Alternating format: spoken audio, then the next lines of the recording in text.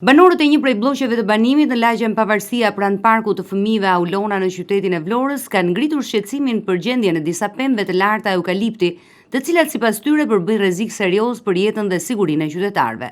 Denoncimi ka mbritur në redaksinë e televizionit 6+1 Vlora nga vetbanorët e zonës, të cilët shprehen se pemët janë amortizuar dhe janë anuar ndjeshëm, duke krijuar frikë se mund të rrëzohen në çdo moment, sidomos gjatë ditëve me erë të fortë apo rreshje shiu.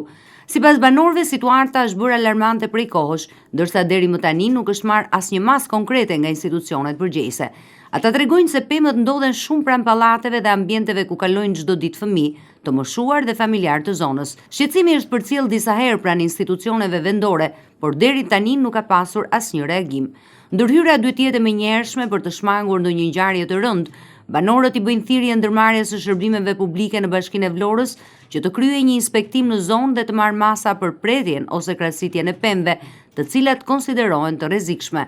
Ata kërkojnë që institucionet të mos presin derisa të ndodhë një incident, por të veprojnë në kohë për të garantuar sigurinë e komunitetit dhe të fëmijëve që frekuentojnë parkun Aulona. Ndërkohë qytetarët shprehen se mirëmbajtja e hapësirave publike dhe kontrolli periodik i pemëve dekorative duhet të jetë një prioritet i pushtetit vendor, veçanërisht në zonat e banuara dhe pranë ambienteve publike ku ka lëvizje të shumta të qytetarëve.